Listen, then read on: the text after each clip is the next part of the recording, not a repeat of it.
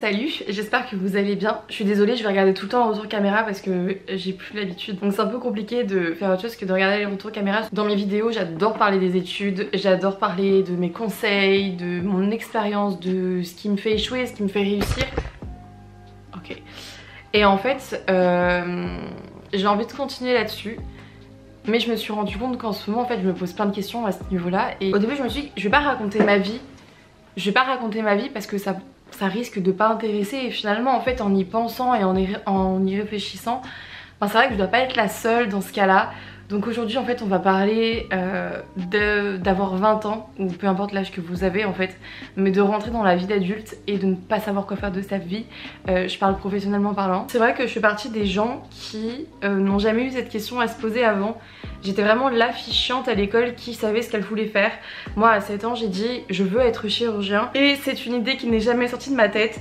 Donc pendant les ateliers découvertes de métiers, de ce qu'on va faire etc. C'est vrai que je disais tout le temps que de toute manière moi je suis têtue, je sais ce que je veux faire et je vais y arriver parce que si je le veux, je le peux. Et vraiment, donc j'agaçais tout le monde avec cette réponse là. Le fait d'en avoir une et d'avoir des potes en fait qui n'avaient pas de réponse, ça faisait vraiment de moi la fille agaçante de la classe. Enfin, et finalement en fait on me disait il faut que tu trouves un plan B parce que si jamais ça marche pas, c'est bien de savoir ce qu'on veut faire mais il faut avoir un plan B aussi. Et moi têtue comme j'étais, je ne voulais pas de plan B parce que encore une fois si je veux je le peux. Donc je n'ai jamais eu en tête d'avoir un plan B dans mes études, enfin dans mon avenir professionnel tout court. Et je me suis tollée, je me suis relevée, mais je sais pas où j'en suis en fait. Je sais pas parce que je veux toujours aller en médecine, c'est mon rêve. Et c'est vrai que les études pour y arriver sont pas faciles et moi j'arrive toujours pas à passer le concours.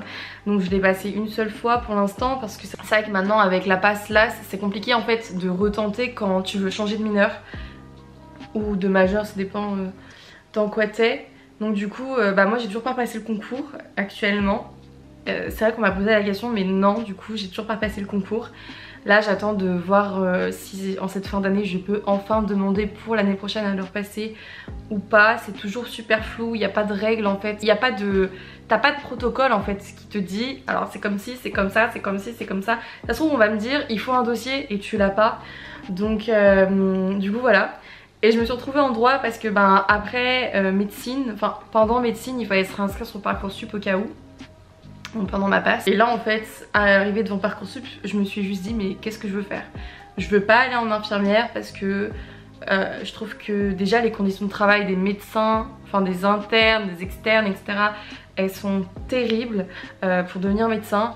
Mais alors celles des infirmières en fait, comment on les catégorise, c'est vraiment pas... Enfin moi en fait avec mon caractère c'est juste pas possible. Aller en médecine il n'y a pas de souci, enfin dans le sens où j'ai du courage et je suis très patiente en fait avec les études. Mais c'est vrai que la manière dont on traite les infirmières, moi c'est vraiment la chose qui fait que ça ne passe pas. Donc du coup tout ce qui était paramédical c'était mort. Et il n'y avait pas d'autre chose qui me plaisait spécifiquement. Et finalement du coup quand on m'a dit, quand du coup j'étais devant Parcoursup et que je devais trouver un plan B, et je savais pas quoi faire. Je savais pas quoi prendre, je savais pas quoi faire. Donc mon choix s'est porté vers le droit parce que c'est une filière en fait qui ouvre plein de portes et que en fait je voulais avoir cette possibilité d'avoir des portes ouvertes étant donné que j'étais enfin dans la situation dans laquelle étaient mes potes au collège, au lycée. J'étais dans la situation où je savais pas quoi faire. Voilà, je savais juste pas quoi faire. Et donc du coup je suis partie en droit. Ça se passe pas très bien parce que je trouve ça vraiment intéressant, mais c'est pas ce qui me fait vibrer. Et vraiment si je peux vous conseiller un truc, c'est de trouver quelque chose qui professionnellement parlant, même si c'est que des études pour l'instant et que c'est pas encore concret, mais quelque chose qui vous fait vibrer parce que c'est pour ça que vous allez vous battre et c'est pour ça que vous réussirez en fait. Parce que si vous arrivez dans quelque chose que vous aimez bien mais sans plus, en soi aujourd'hui c'est facile de changer de filière, de se réorienter, de travailler, de changer de travail. Ça demande du temps mais ça se fait.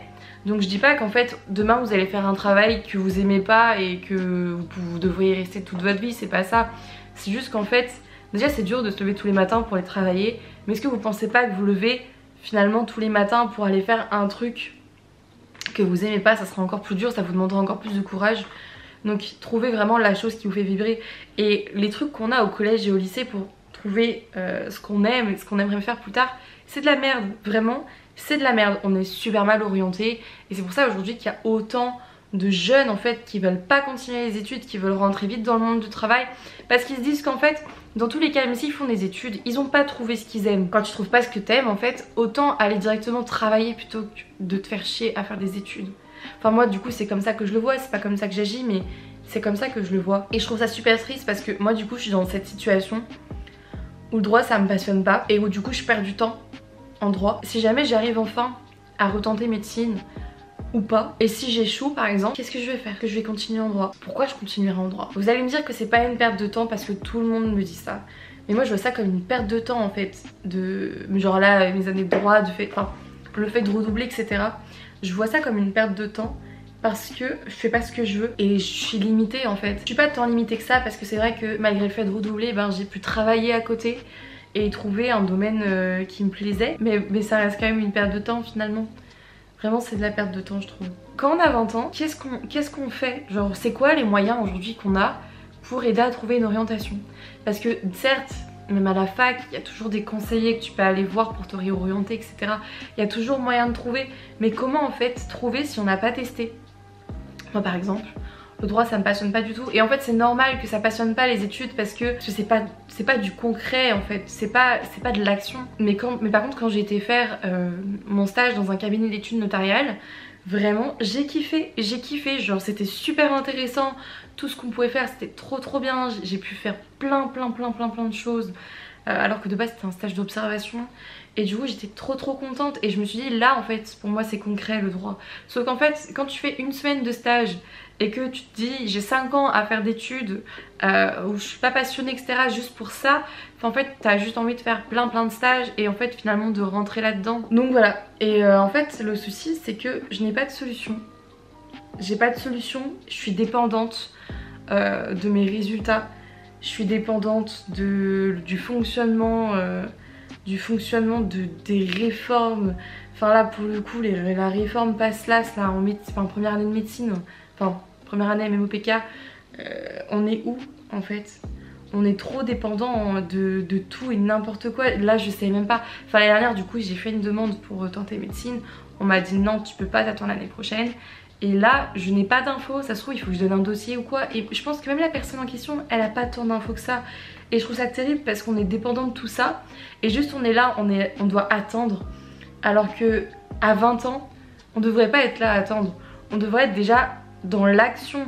On devrait justement faire des actions qui vont construire notre futur, notre avenir, ce qu'on veut faire comme travail en fait.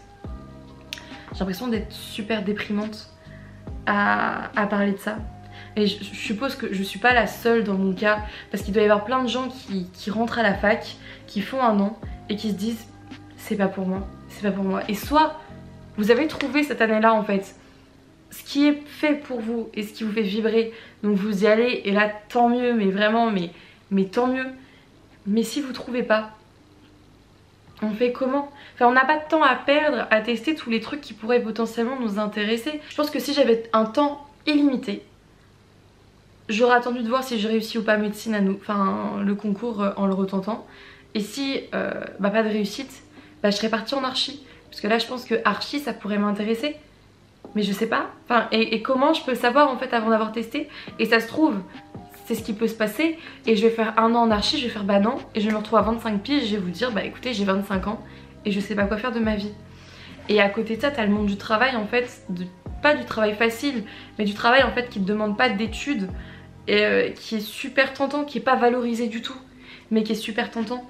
Moi j'adore les enfants, j'adore travailler avec les enfants parce que je trouve que la fonction d'animateur qu'on a en fait ça nous donne un rôle important à jouer dans leur vie, un rôle d'exemple. On n'est pas des éducateurs non plus, mais parfois en fait ça peut arriver qu'on éduque finalement certaines choses. Et j'ai commencé par travailler à la gym, où là du coup c'était dans le sport donc c'était un peu différent, mais où j'apprenais quand même des choses aux enfants etc. Après j'ai travaillé au centre de loisirs, où là vraiment en fait j'étais dans le bain. Et cette année du coup j'ai gym, j'ai le centre de loisirs Et j'ai le périscolaire maintenant le midi dans une école. Et c'est là en fait où je me rends compte que l'année prochaine, si j'arrive enfin à rentrer médecine, va falloir que je lâche ces travails. Enfin, je vais pouvoir en garder un, mais je peux pas tout garder parce qu'actuellement là, cette année, j'étais en études. Mais j'ai réussi à avoir 3 travails en même temps. L'année prochaine ça sera pas possible. Si je fais moitié droit, moitié médecine, vous vous doutez bien que ça va pas être possible. Mais encore une fois du coup c'est frustrant. C'est frustrant et c'est frustrant de se dire que ça se trouve je lâche ça, mais je vais devoir le reprendre l'année d'après, ou en tout cas me débrouiller pour prendre ce travail l'année d'après, parce qu'il faut travailler pour vivre et il faut prendre le temps de trouver ce qu'on veut faire et ce qui est fait pour nous dans les études si on en fait. Et la solution la plus simple dans tout ça serait de lâcher les études et d'aller travailler toute ma vie avec les enfants. Encore une fois, c'est pas une chose que je veux, c'est pas ce qui me fait vibrer. Même si j'adore travailler avec les enfants, c'est pas fait pour... Enfin, pour moi, c'est pas fait pour c'est pas fait pour que ça me dure toute la vie en fait. Je pense que je ferai une vidéo sur le fait d'avoir 3 travails en même temps que les études, donc un temps partiel. Parce que c'est super... C'est pas que c'est dur, mais c'est que c'est super enrichissant et que je conseille ça à tout le monde parce que ça peut nous faire découvrir le monde du travail et ça peut vous faire découvrir aussi des domaines en fait que vous aimez. Donc faut pas hésiter à chercher. Ça se trouve même, je sais pas, vous prenez un travail dans la restauration, ça se trouve la restauration ça va vous plaire et vous du coup là, vous lâcherez les études pour aller travailler. C'est pas du tout un conseil à donner, mais en fait aujourd'hui les études c'est tellement compliqué. Et c'est pas compliqué en soi quand on y est, je parle pas des notes etc, je parle pas de ça. Je trouve que c'est tellement compliqué d'accès en fait. Enfin moi je me bats pour rentrer, juste pour faire un concours en fait, genre pour rentrer en première année MOPK pour pouvoir faire médecine après, alors qu'il manque plein de médecins.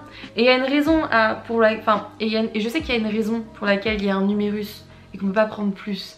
C'est parce qu'on a déjà tellement peu de médecins que du coup on a peu de personnes pour encadrer les stages. Et vu que on a peu de personnes pour encadrer les stages, on peut pas avoir 50 000 stagiaires. Donc c'est pour ça qu'on est obligé d'avoir un numérus, d'accord. Mais moi en fait je demande que ça. Je demande que ça, faire des études. Et je me sens tellement bloquée en fait par ce système. Et je trouve pas ça juste. Je trouve pas ça juste parce qu'à l'école on nous incite à faire des études, on nous incite à continuer. Mais continuer pourquoi en fait? Est-ce que c'est nécessaire de continuer si ça mène à c'est pas une dépression, mais est-ce que ça vaut le coup de continuer si ça mène à être malheureux? C'est ça plutôt la question. Je pense que j'ai fait un peu le tour de ce que j'avais à dire. Donc voilà, peut-être que vous aurez peut-être même des idées pour moi, des choses à faire pour avancer. J'espère que la vidéo n'a pas été prise en mode en mode déprime ou autre, parce que c'est pas du tout le cas, c'est vraiment juste une réflexion que je me fais. Et je pense que c'est trop triste d'être en début de vie d'adulte, de commencer la vie en étant perdu. Voilà, c'est tout ce que j'avais à dire. Donc j'espère que ça va pas été trop long et que ça vous aura plu quand même. On se retrouve bientôt. Salut.